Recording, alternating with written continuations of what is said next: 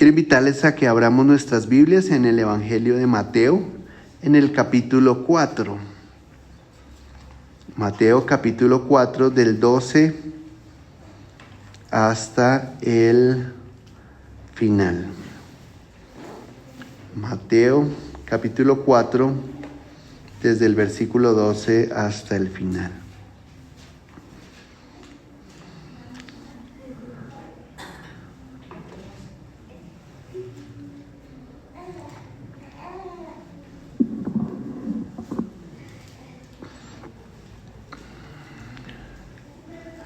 Dice la Escritura, en el nombre del Padre, del Hijo y del Espíritu Santo, leo en palabra de Dios para todos, dice: Cuando Jesús oyó que habían encerrado a Juan en la cárcel, regresó a Galilea, pero no se quedó viviendo en Nazaret, sino que se fue a vivir a Capernaum, un pueblo que estaba cerca del lago de Galilea, en la región de Zabulón y Neftalí.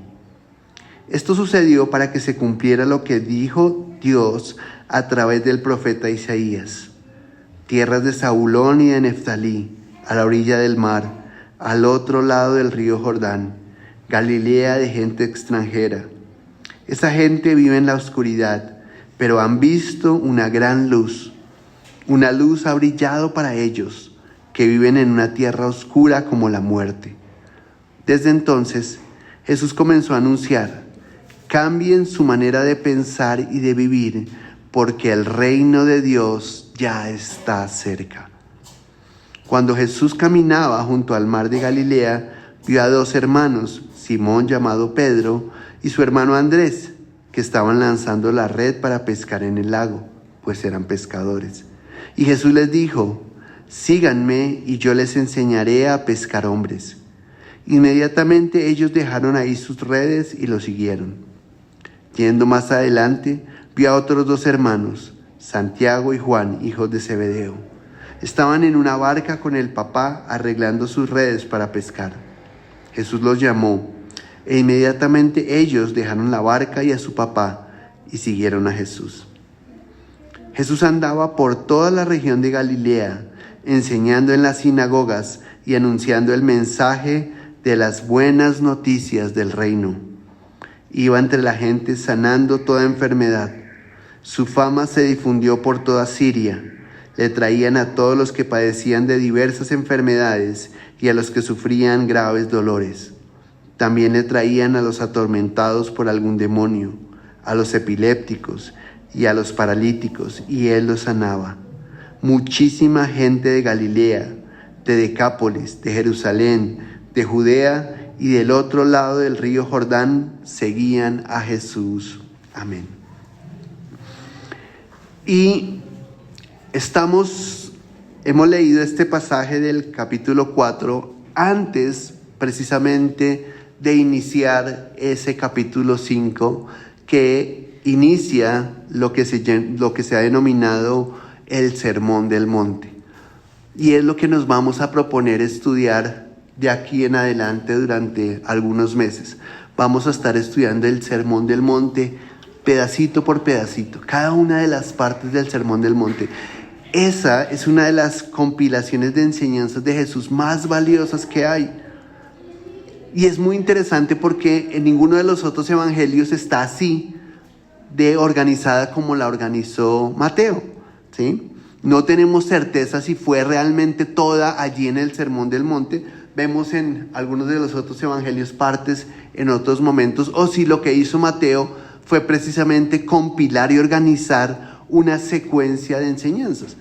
Pero lo que sí vamos a darnos cuenta es que la organización y la estructura de ese Sermón del Monte está muy bien hecha. O sea, ese trabajo que hizo Mateo en organizarla es absolutamente preciosa. Y es lo que quiero que empecemos a estudiar durante las próximas semanas. Porque nos va a permitir entender un mensaje supremamente poderoso. Porque allí, en Mateo 5, 6 y 7, que es lo que se conoce como el Sermón del Monte, están algunas de las enseñanzas de Jesús más conocidas. Por ejemplo, ama a tu prójimo como a ti mismo. Eso está ahí. Y eso es algo que es muy conocido acerca de las enseñanzas de Jesús, o alguna otra enseñanza clave como haz a los demás lo que quieres que hagan contigo, ¿sí? Y eso lo hemos oído mucho, ¿no? Incluso le cambian, ¿sí? Lo acomodan y lo ponen en el otro sentido que no es, ¿cierto? Mucha gente en el mundo dice, no le hagas al otro lo que no quieres que te hagan. Eso es como se ha compartido, pero aquí no dice no le hagas, ¿sí? Aquí dice es hazle a los otros lo que quieres que te hagan a ti. Y eso es completamente diferente, ¿sí? Y esa es una enseñanza que está aquí en el Sermón del Monte. Y hay ideas que han trascendido profundamente en la cultura cristiana, como por ejemplo, ustedes son la sal de la tierra, o enseñanzas realmente profundas como no se puede servir a dos señores, ¿sí? Pero también tienen enseñanzas realmente muy retadoras, muy exigentes, que uno podría decir, no, eso sí que no. Como por ejemplo, si alguien te pega en una mejilla, ponle también la otra. Y uno dice, no, eso sí ya no, ¿cierto? Hasta de hacerle a los otros lo que quieres que, hasta de pronto, hasta ahí, ¿cierto? Pero tiene enseñanzas retadoras como esas. O saca la viga de tu ojo antes de sacar la paja en el ojo de tu hermano. Y casi siempre eso es absolutamente cierto, ¿no? Uno siempre ve los detallitos malos de los otros, las cositas allá chiquiticas, pero no ve lo que a veces uno tiene que parece todo un tronco. O ama a tus enemigos, bendice a los que te persiguen, ¿cierto? Supremamente retador, supremamente difícil. Pero adicionalmente, ¿cierto? Tiene otras enseñanzas desconcertantes, como por ejemplo, si tu mano te es ocasión de caer, córtatela. Uno dice, wow, ¿esto qué es? ¿Cierto? Uno dice, wow, córtatela. Y entonces vería uno montones de gentes, ¿cierto? Sin brazos y sin piernas y sin, ¿cierto? O si tu ojo es malo, todo tu cuerpo estará en tinieblas. Y me dice, ¿qué quiere decir eso? Eso es lo que nos vamos a proponer empezar a estudiar, porque necesitamos entenderlo, porque va a hacer una diferencia en nuestra vida. ¿Y por qué va a hacer una diferencia en nuestra vida? Porque fíjense que esa enseñanza del Sermón del Monte que está aquí, que arranca, termina donde terminamos de leer Mateo 4:25, esa enseñanza Jesús empezó a hablar del reino. Y miren lo que dijo en dos momentos, ¿cierto? En el versículo 17. Desde entonces Jesús comenzó a anunciar, cambien su manera de pensar y de vivir, porque el reino de Dios ya está cerca. Y vamos a ir aprendiendo eso, que tiene que ver con el reino de Dios. El reino de Dios está cerca. Y luego en el versículo 23 dice que él estaba andando por toda la región de Galilea, enseñando en las sinagogas y anunciando el mensaje de las buenas noticias del reino. Y es lo que queremos empezar a estudiar. Entonces vamos a proponernos a aprender muchísimo acerca del Sermón del Monte. Y vamos a estar estudiándolo con mucho cuidado. Vamos a estar estudiando esos 3 capítulos con atención, pidiéndole a Dios que nos ayude a entenderlo y nos ayude a vivir como a Él le agrada. Esa es la razón de empezar a estudiar el Sermón del Monte. Y vamos a hacer un estudio bien cuidadoso, sin afán. Vamos a estar estudiando cosa por cosa cada una de las partes. Ya les voy a dar como un bosquejo de ese Sermón del Monte para que empecemos a motivarnos a irlo leyendo también, para que lleguemos con ese estudio, con esa lectura hecha para hacerlo. Pero ese elemento con el que antes empieza el Sermón del Monte, acerca de ese término del reino de los cielos, es un mensaje que es fundamental y que es lo que va a hacer el Sermón del Monte. El Sermón del Monte lo que va a hacer simplemente es una explicación de lo que es el reino de los cielos. Él va a empezar a explicar allí que en qué consiste, de quién es el reino de los cielos, cómo podemos ver el reino de los cielos y cómo podemos disfrutar de ese reino de los cielos. Por eso es tan importante, y yo espero que ustedes se emocionen tanto como me emociona empezar a estudiar el Sermón del Monte. Vamos a ver un bosquejo de eso, pero ese reino de los cielos empieza Jesús diciendo que el reino de los cielos se ha acercado. Y entender ese concepto del reino de los cielos es realmente importante para poder entrar. Es decir, hoy lo que vamos a hacer es una introducción a el Sermón del Monte para que podamos la siguiente semana ya empezar con el Sermón del Monte e iniciaremos con la ayuda de Dios con las bienaventuranzas. Entonces, el reino de los cielos, dice que Jesús venía enseñando acerca del reino de los cielos. Y el reino de los cielos, a veces pensamos que el reino de los cielos es un lugar por allá, lejos, que hay, ¿sí? Y que un día vamos a entrar en el reino de los cielos, ¿sí? Y puede tener razón, ¿cierto? Cuando nosotros sabemos que un día se acabará esta tierra y Dios hará un cielo nuevo y una tierra nueva, ¿sí? Dios va a hacer eso un día en el futuro muy adelante. Dios va a hacer un cielo nuevo y una tierra nueva, y ahí se va a mostrar de manera completa el reinado del Señor. A veces pensamos también que es el reino de los cielos es cuando nos muramos, entonces vamos a ir al reino de los cielos.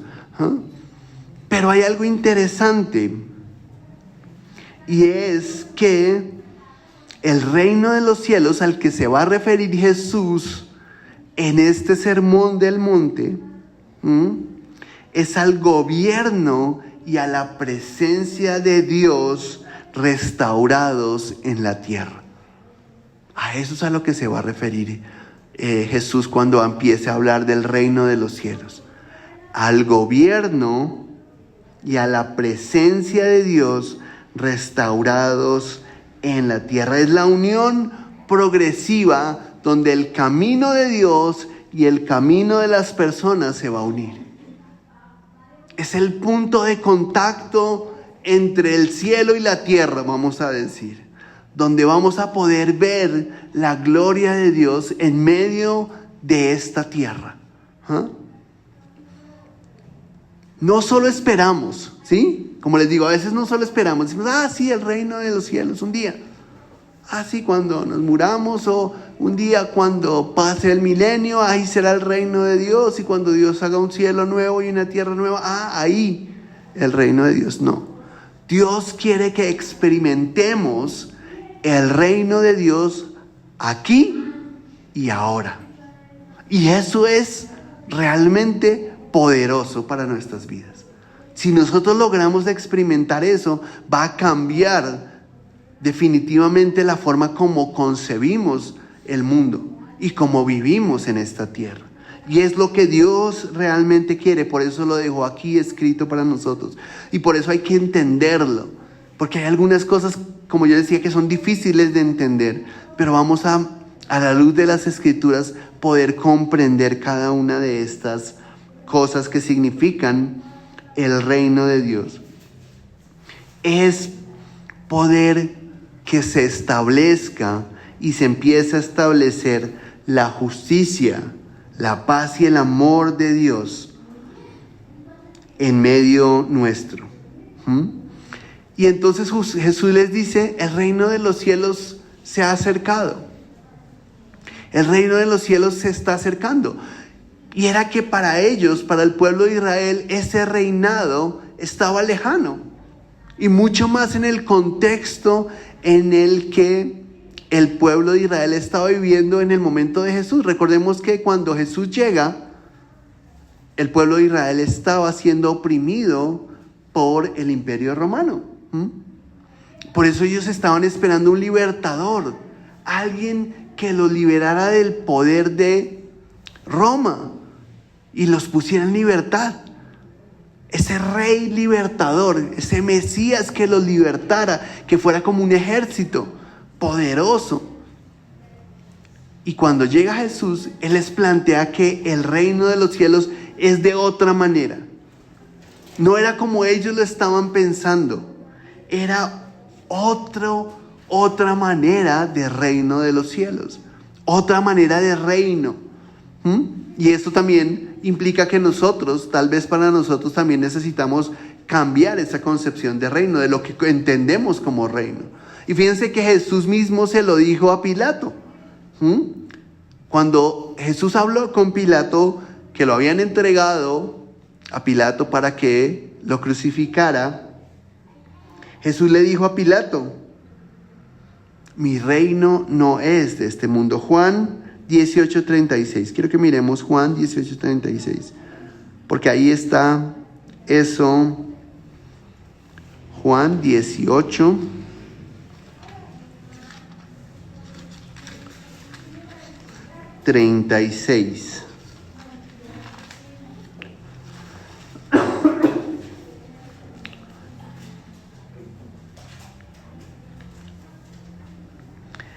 Jesús respondió, mi reino no pertenece a este mundo. Si así fuera, mis siervos pelearían para que no estuviera en manos de los judíos. Pero de hecho, mi reino no es de acá. Jesús les dice, no es bajo estas normas del reino. No es bajo esta concepción humana que hay de reino. Es otra concepción de reino. Por eso es el reino de Dios. Y empieza a manifestarse o empezó a manifestarse con la venida de Jesús. Por eso cuando Jesús llega, Él les dice el reino se ha acercado. No es que Él sea, de hecho Él es el rey, ¿cierto? Jesús es el rey. Él es la cabeza de ese reino. Pero Él es el que hace posible que ese reino se empiece a manifestar aquí en medio de nosotros. Con nosotros. Con cada uno de nosotros en la medida que creemos en Jesús. Y eso es lo que Jesús quiere enseñarnos en ese sermón del monte. Jesús quiere enseñarnos que en la medida en que nosotros creemos en Jesús, y realmente recibimos a Jesús y Jesús es una realidad en nuestra vida es transformada, nosotros hacemos posible que el reino, que el gobierno y la presencia de Dios empiece a manifestarse. Es decir, que el reino de Dios se manifiesta uno a uno. Y eso es lo interesante de este reino, ¿sí? No es la imposición. Y a veces nosotros tenemos esa imagen, ¿no? Y esperamos eso. Nosotros siempre hemos esperado algo de afuera que viene para solucionar todo. Y lo experimentamos, lo hemos experimentado de muchas maneras, incluso desde a nivel político, ¿no? Esperamos que alguien venga y cambie todo, ¿sí? Y cambie el gobierno. Esperamos que en Venezuela ocurra eso, ¿no? Que alguien saque a esa gente y cambie el gobierno y solucione todo, ¿sí? Pero no funciona así. En el reino de Dios no funciona así. El reino o todo va a cambiar uno a la vez, ¿sí? Y la forma en la que yo lo veo es como cada uno de nosotros, en la medida que conocemos a Dios y empezamos a vivir entendiendo esos principios del reino que están en Mateo 5, 6 y 7, es como una lámpara que se enciende en medio de la oscuridad, ¿sí? Y entonces, en esa medida, cada uno empieza a traer la presencia de Dios, a traer el gobierno de Dios en su comunidad, en su contexto, en su casa, en su trabajo, en su familia, en donde está. Esa es la manera como el reino de Dios empieza a manifestarse, ¿sí? Y tal vez eso era lo que Dios quería cuando llamó al pueblo de Israel, que tuvieran un pueblo que les mostrara a todos los demás pueblos lo que significaba el reino de Dios, y que ellos fueran ese ejemplo, esa luz que le mostrara a todos los demás reinos lo que era o a todas las demás naciones lo que significaba el gobierno de Dios y la presencia de Dios en la tierra. Pero ellos no lo pudieron hacer. Ellos quisieron implantar su propio reino. Quisieron hacer su propio reinado, ¿sí? Y de hecho, hoy todavía quieren hacerlo, Y uno mira a Israel. Israel todavía quiere establecer su propio reino.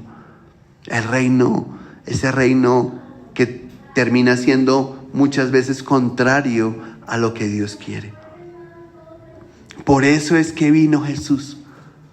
Porque ese plan que tenía Dios de que el reino de Dios se manifestara a través del pueblo de Israel, se perdió.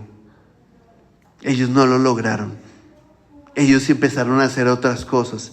Ellos se desviaron. Y se desviaron en pos de los ídolos de Canaán. Empezaron a servir a Baales, empezaron a servir a otros dioses, mezclaron el pueblo con otros pueblos y permitieron que se contaminara la verdad. Ese propósito se deshizo por completo. Y de hecho ellos incluso lo pensaron cuando Jerusalén fue destruida varias veces y cuando Jerusalén fue tomada por tantos pueblos que tomaron posesión y ellos fueron esparcidos en el exilio. Y ya habían de alguna manera como perdido la esperanza de que el reino de Dios se hiciera manifiesto.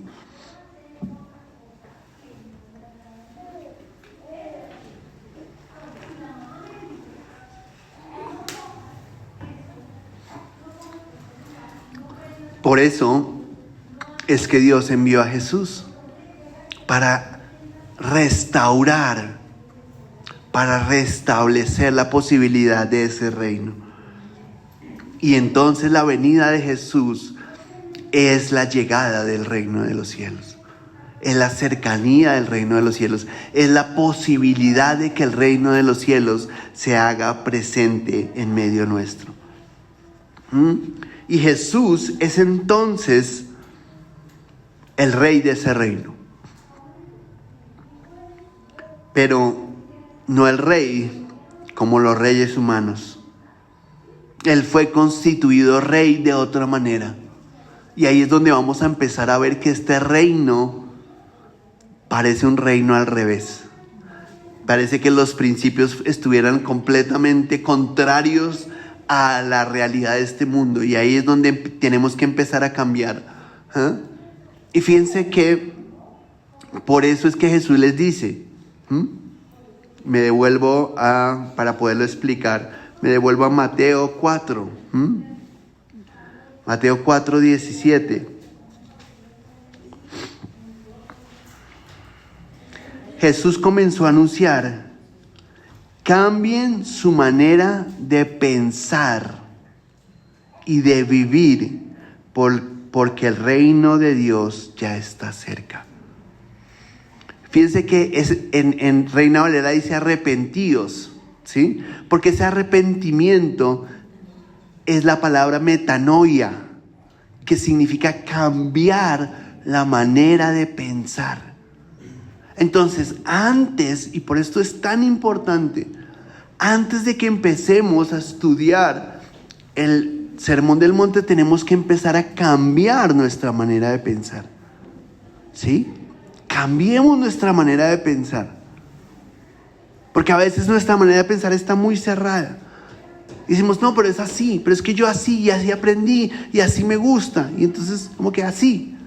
No, necesitamos cambiar nuestra manera de pensar para poder entender esos principios que están ahí, porque van a ser una locura. De hecho, como decía, ¿no? Si te pegan en una mejilla, pon la otra. No, venga. ¿Sí? No, eso es como loco, ¿no? Yo hasta allá no. ¿Sí? O como dice un chiste, ¿no? Te pegan en una mejilla, póngame la otra. Que ya después de la otra sí lo emparejo, porque hasta ahí dijo Jesús, ¿cierto? Y no es, ¿cierto? No es así. Porque no hemos cambiado nuestra manera de pensar, ¿sí? Y es eso lo clave. Necesitamos entender de una manera diferente, ver de una manera diferente, pensar de una manera diferente, hacer una ruptura realmente. Porque Jesús es ese rey de ese reino. Él es el rey. Pero es un rey que fue constituido rey de una manera muy distinta. Fue constituido rey a través de la crucifixión. Todo lo contrario a la posesión de un rey, ¿cierto? Y cuando hemos visto esas posesiones de los reyes de Inglaterra con esos carruajes y esos montones de caballos y la gente corriendo por los lados, ¿cierto? Y le ponen una corona roja llena de piedras preciosas. Jesús fue coronado con una corona de espinas.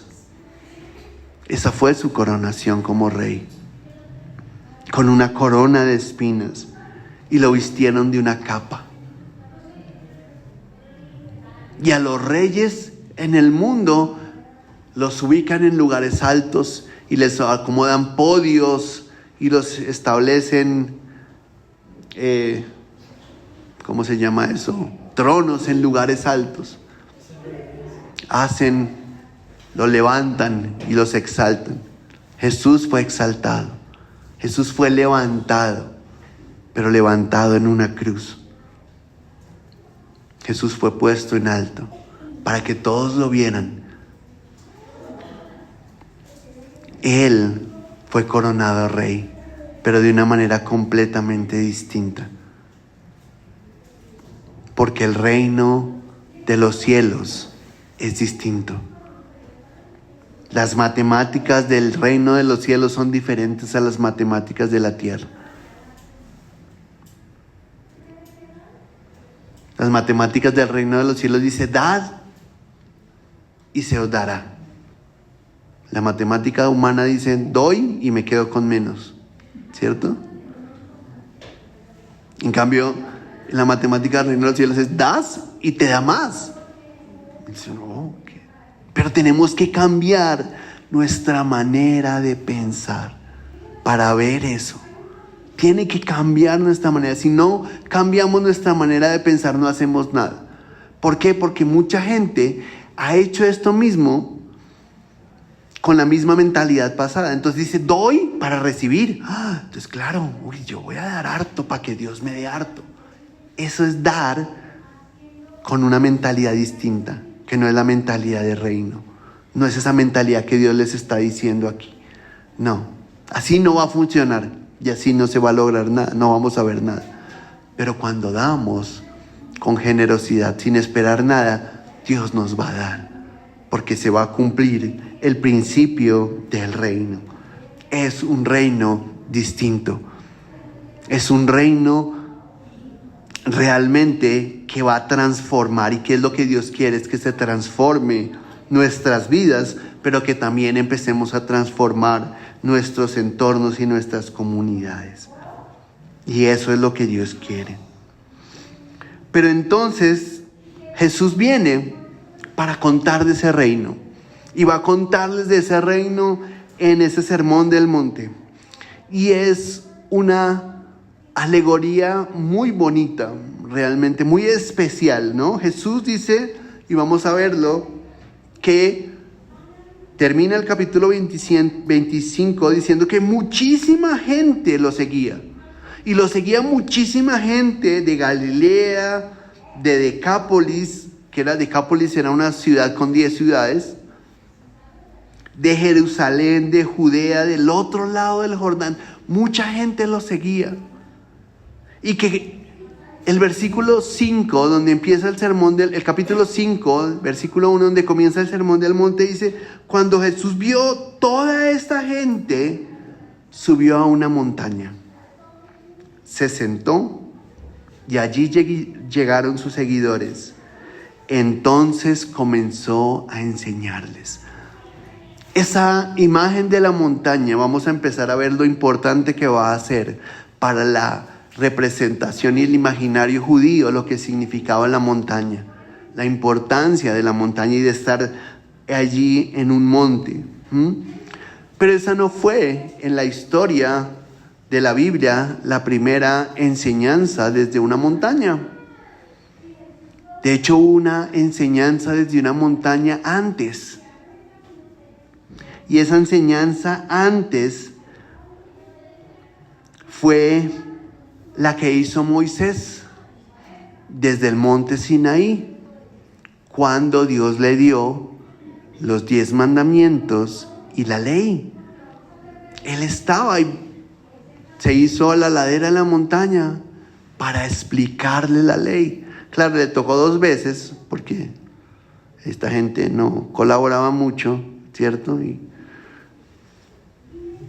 Moisés era como nosotros, ¿sí? Y le dio la rabia cuando los vio allá adorando el becerro y rompió las piedras. Le tocó volver a subirse para que le volvieran a hacer las piedras, porque era como nosotros, ¿cierto? Pero cuando él vuelve otra vez, trae los 10 mandamientos y empieza a explicárselos al pueblo. Y les cuenta toda la ley que hay ahí. Y esa semejanza entre ese primer mensaje de la ley y este segundo mensaje, donde Jesús realmente lo que va a hacer es dar un sentido distinto a la ley, un sentido diferente a la ley. Y de hecho vamos a ver que lo que él viene a decir es: yo no vine a quitar la ley, yo vine a cumplir la ley. Pero comprendan la ley de otra manera, ¿sí? Cambien la manera de pensar. Ya lo había dicho él. Y él vino como esa representación, ese segundo Moisés. Y Jesús entonces se presenta en este sermón del monte como profeta también, ¿sí? Como profeta. Y recuerden que Moisés ya lo había profetizado. Moisés dijo que iba a venir un profeta. Vamos a ir a mirarlo en Deuteronomio 18, versículo 15 y 18. Deuteronomio 18, 15 y 18.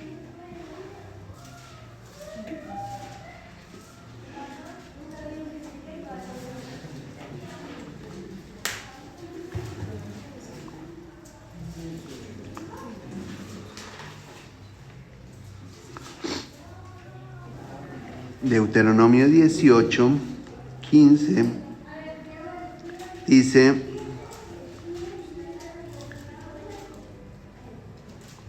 en cambio, de entre tus hermanos, el Señor tu Dios te enviará un profeta como yo, a quien deberás obedecer. Y versículo 18,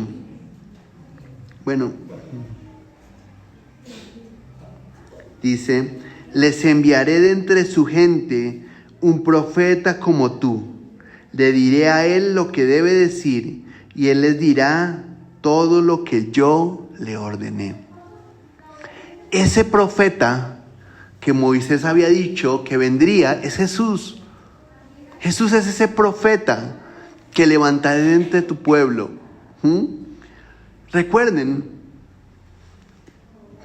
lo que aprendimos acerca de los yo soy de Jesús. Y eso tiene que ser base para poder empezar a estudiar este sermón del monte. Y es que Jesús no habló por su propia cuenta. Jesús dijo todo lo que el Padre le dijo que dijera. Por eso es que Jesús es la verdad. Porque Él habla y habló todo lo que Dios le dijo que dijera. Por eso es que Él es la verdad. Y entonces se cumple. Fíjense que aquí le diré lo que Él debe decir y le dirá todo lo que yo diga. Y entonces Jesús es ese nuevo profeta. Y se asemeja esa enseñanza del monte Sinaí con Moisés explicando la ley, explicándoles lo que Dios quería que hicieran. Ahora, aquí en el Sermón del Monte, Jesús explicando la ley y mostrando un camino distinto para vivir de manera que podamos ver el reino de Dios en nuestra tierra.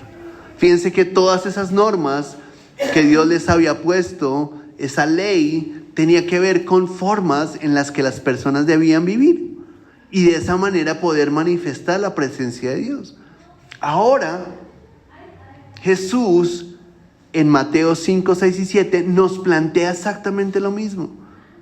Unas normas, una estructura, una manera de ver el mundo, unos principios, porque no son solo normas de conducta, son principios, son maneras de comportarnos que nos van a dar luz sobre el reino de los cielos y nos van a permitir vivirlo y verlo en la tierra. Entonces, Jesús es ese nuevo profeta, el que Moisés había profetizado, el nuevo Moisés, el cumplimiento de la ley y la perfecta comprensión de la ley. Por eso es que también vamos a ver allí en el Sermón del Monte, en varios momentos donde decía, oísteis que fue dicho, pero yo os digo. Y es una nueva comprensión de la ley. Incluso si alguien decía que la ley era difícil, Jesús lo pone todavía mucho más retador, ¿sí? Por ejemplo, con cosas como, oísteis que fue dicho, no cometerás adulterio. Y Jesús le dice, pero yo os digo que si la miras a esa persona para codiciarla, si la miras de manera sexual, ya fornicaste con ella. Mucho más complejo, ¿cierto? Que en el otro. Si el otro era difícil, ahora, pero será posible hacerlo en la medida que nuestra mente cambia, que cambiamos nuestra manera de pensar y de vivir. Y entonces esa ley que había sido mal interpretada por los maestros de la ley, esa ley que le habían añadido montones de cosas, que le habían, ¿cómo se dice eso? Inventado nuevas cosas, ¿sí? Que le habían completado cosas que no eran, termina siendo realmente cumplida por Jesús y mostrando un camino diferente, un camino de excelencia mayor, ¿sí? Y esa es la posibilidad real de vivir ese reino de Dios. Entonces, lo que nosotros vamos a empezar a estudiar es ese Sermón del Monte, esos 5 capítulos, y esos 3 capítulos, 5, 6 y 7. Vamos a estudiarlos. Y ese Sermón del Monte tiene una estructura, no solo en los 3 capítulos, a veces uno lo ve como por los 3 capítulos, sino que tiene una estructura diferente. Tiene una introducción, tiene un cuerpo y tiene una conclusión, ¿sí? Y es lo que vamos a empezar a ver. El Sermón del Monte entonces está organizado en 3 partes. Como les decía, introducción, un cuerpo y una conclusión. Esa primera parte, esa introducción, es donde Jesús nos va a mostrar la identidad del reino. ¿sí? Ahí nos va a empezar a mostrar la identidad, cómo y quiénes son los que hacen parte del reino de los cielos.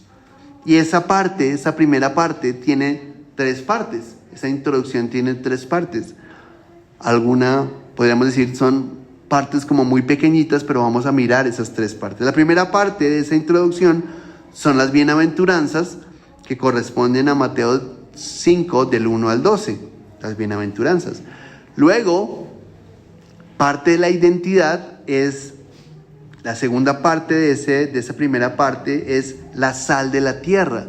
Y es cuando Jesús dice que nosotros somos la sal de la tierra, que está en Mateo 5:13. Y termina esa primera parte con la luz del mundo. Y está en Mateo 5, del 14 al 16, es cuando se habla de la ciudad en la montaña, donde se habla de la luz que no se pone debajo de una caja, sino que se pone en el lugar alto. Y esos 3 elementos, las bienaventuranzas, ustedes son la luz y ustedes son la sal, nos van a dar a nosotros lo que es la identidad. ¿Para qué? Para que, entendiendo quiénes somos, podamos entender ahora la parte central del mensaje del Sermón del Monte. Y esa parte central del Sermón del Monte corresponde a una justicia mayor. Y es entender ese concepto de justicia. Justicia desde la perspectiva de Dios, ¿sí? No desde nuestra perspectiva humana, sino desde la perspectiva de Dios. Y esa justicia, ese bloque central, también tiene 3 partes. Una primera parte que es el cumplimiento de la ley, ¿sí? Una segunda parte que tiene que ver con las prácticas religiosas. Y una tercera parte que tiene que ver con la relación con Dios y el prójimo. Cada una de estas 3 partes se divide en otras partes, para poderlo estudiar. La primera parte del cumplimiento de la ley se divide en 3 partes. La primera, Jesús cumple la ley. Vamos a empezar a mirar cómo Jesús empieza a decirles que Él no vino a quitar la ley, sino que Él vino a cumplirla, y a cumplirla de una manera especial. Luego Jesús empieza a hablar de una manera específica de la forma en la cual podemos ver nosotros ese cumplimiento de la ley. Y nos va a hablar de 6 aspectos: de la ira, de la lujuria, del divorcio, de decir la verdad, de la venganza y de amar a los enemigos. Y allí vamos a empezar a ver de manera práctica cómo es ese cumplimiento de la ley y esa implementación de esa justicia. Para finalmente, en esa primera parte, llegar a ese concepto de estar completos. ¿Sí? Estoy haciéndoles el bosquejo de lo que vamos a empezar a estudiar. Y ese concepto de estar completos, Jesús va a utilizar una palabra que es muy importante, que es la palabra teleia, que es propósito completo. Para que luego en la parte central, y alguien decía, hay un estudioso que decía que la estructura del sermón es muy bonita porque tiene esas 3 partes, ¿no? La introducción, el cuerpo y las conclusiones, cada una con 3 partes, y en el centro de todo está la oración, porque son esas prácticas religiosas. Y vamos a mirar la devoción verdadera en relación con la justicia. Y hablamos del dar o de la generosidad, de la oración y del ayuno. Y nos va a mostrar Jesús también en eso el verdadero tesoro, ¿no? Cuando Jesús dice, no hagan tesoros en la tierra, sino hagan tesoros en el cielo. A veces nosotros nos preocupamos mucho por la economía, ¿no? Y esa es una preocupación grande en nuestras vidas. Pero Jesús dice, hagan tesoros en el cielo. Y eso nos salta a la tercera parte de esa segunda parte, que es la relación con Dios y el prójimo. Y es donde nos habla de el tesoro en los cielos, nos habla de los ojos, el ojo bueno y el ojo malo, nos habla de que no se puede servir a dos señores, ¿sí? Con relación a las riquezas y cómo a veces ponemos nuestro corazón en las riquezas, y nos dice que donde esté nuestro corazón, allí está nuestro tesoro, y nos anima a que realmente pongamos ese tesoro en el cielo, que dejemos de preocuparnos por guardar, por tener, por poseer, porque a veces las posesiones pueden convertirse en un obstáculo para lograr esa relación con Dios. Y luego va a detallar de una manera muy puntual las relaciones con el prójimo. Cuando nos habla de no juzgar al prójimo, cuando nos habla de verle la paja al otro en vez de ver la viga en el nuestro, cuando nos habla de pedir, de buscar y de llamar. Y termina esa sección central con la regla de oro, lo que hemos conocido como la regla de oro, ¿no? Hacerle a los demás lo que quieres que te hagan a ti. Para terminar con una conclusión. Y esa conclusión está también, Jesús la muestra a partir de 3 ejemplos. 2 caminos, 2 árboles y 2 casas. ¿Sí? Así lo utiliza Jesús. Y entonces habla de 2 caminos, una puerta angosta y una puerta estrecha. Una puerta angosta y una puerta ancha, que llevan por un camino angosto y un camino ancho. Que uno lleva a la vida y el otro lleva a la perdición. 2 árboles, uno que tiene frutos buenos y otro que tiene frutos malos. Y nos va a llamar a entender cómo debemos nosotros entender qué fruto debemos dar y qué fruto debemos esperar del otro para conocer, para terminar con 2 casas.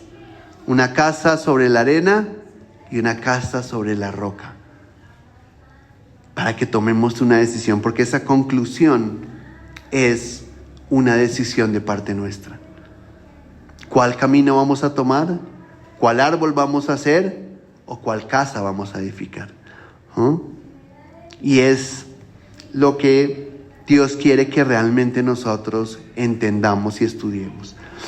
Yo les he dejado allí en la cartelera esta misma estructura y les voy a compartir una hojita con ese bosquejo de lo que vamos a estudiar, para que realmente podamos entenderlo, para que podamos nosotros ir siguiendo ese estudio de la Escritura.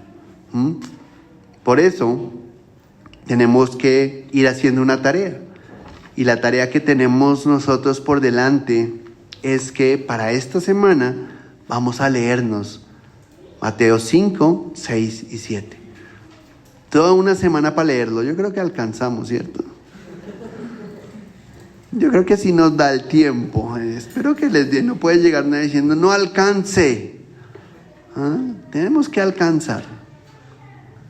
Sí son largos, sí son capítulos largos, pero una semana completa para leerlos creo que es suficiente. Y por supuesto que no vamos a ver todo la próxima semana, pero vamos a empezar.